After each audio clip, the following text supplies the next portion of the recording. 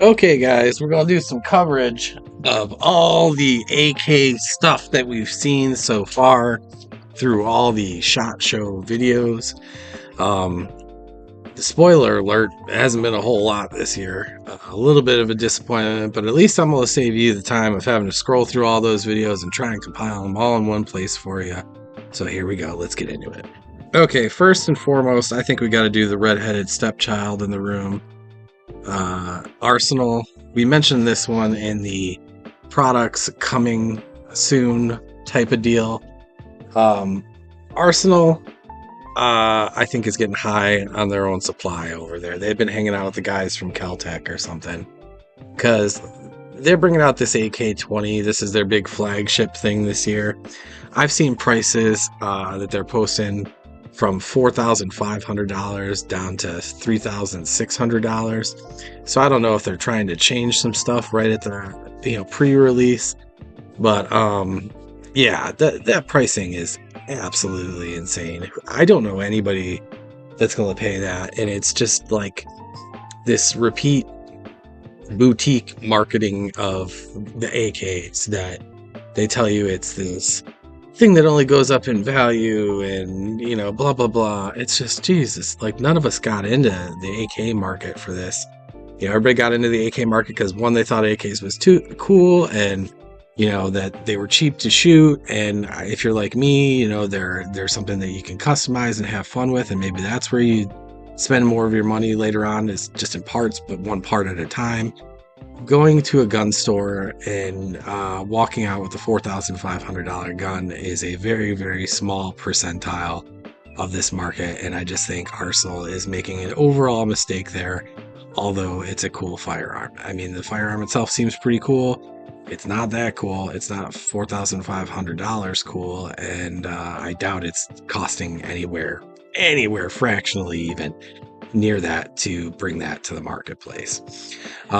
It's actually gotten so bad for them that they made a promotional video pre-SHOT Show for this firearm where they had to turn the comments off on it because people were dumping on them so hard, and I would have too, and that's why I know, because I went to leave a comment and it was turned off. So yeah, I'm pretty sure they know, and they just don't care at this point. That's Arsenal. All right, moving on.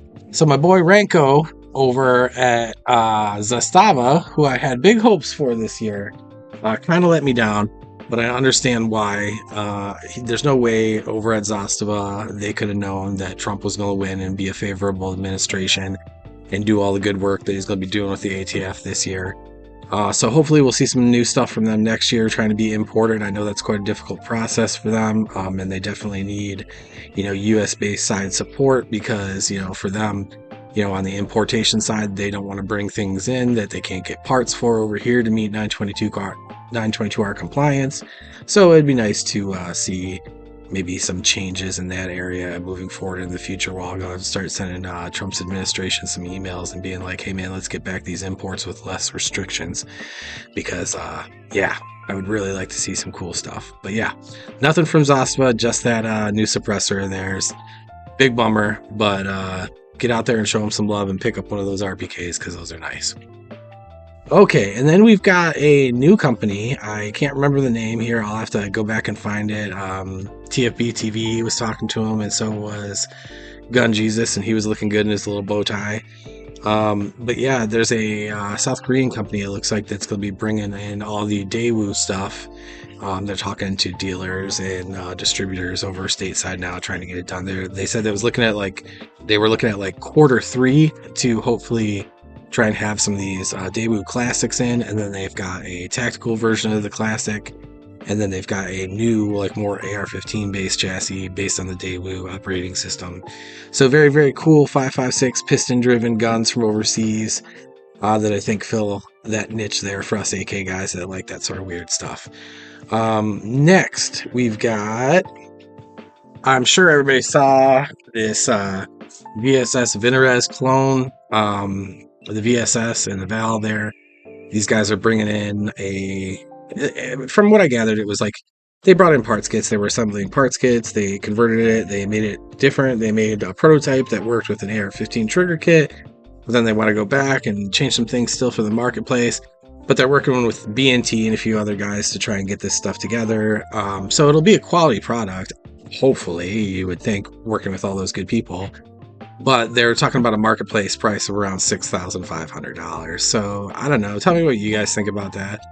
I think it's super awesome. I mean, obviously, a good suppressor could run you, a really good suppressor, let's say, could run you around $2,000. So if we're talking about a gun, let's say a good gun, $2,000, and a good suppressor, $2,000, that bring you up to $4,000. But now we're talking $6,500. For me, I'm just like, again, I appreciate the product, but like, if we are at a point in this marketplace where, the industry isn't there, the machining isn't there, the tooling isn't there, the whatever isn't there that causes the production to cost that much, then it's just like prohibitive at this point. $6,500. That gun will see such little distribution that me in my lifetime may see one, and it's certainly not going to be in my hands because I'm not going to own it, And it's just a shame. It's just a shame to see that sort of stuff, because the ComBlock stuff was produced massively and it was produced cheaply. And now here in the States, it's a boutique item and there's no production to support that. But you would think, just like with all the machining and tooling and technology that we have available to us, that it would be able to be done at cheaper prices. But it's just, I don't know. Somebody somewhere is making a lot of money. Okay, and then finally, I want to make a honorable mention to Riley Defense. Riley Defense's booth seemed pretty cool. I was watching the Clayco video. Riley's got a few of these 308 M77s that they actually did as RPKs, which I thought was pretty cool. They said there's a really limited number of those, but those were all kit guns. Definitely get your hands on those if you can.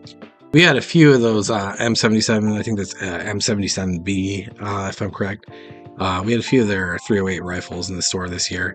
They were really nice guns. They had battlefield pickup wood, really cool. I think it's great that a company like them is finally doing something that's making the marketplace a little happier. They've worked out some of their kinks over the years, making all the stuff in-house. And if you've ever gotten the chance to talk to this guy, the owner there, he is a true engineer, Ramsey.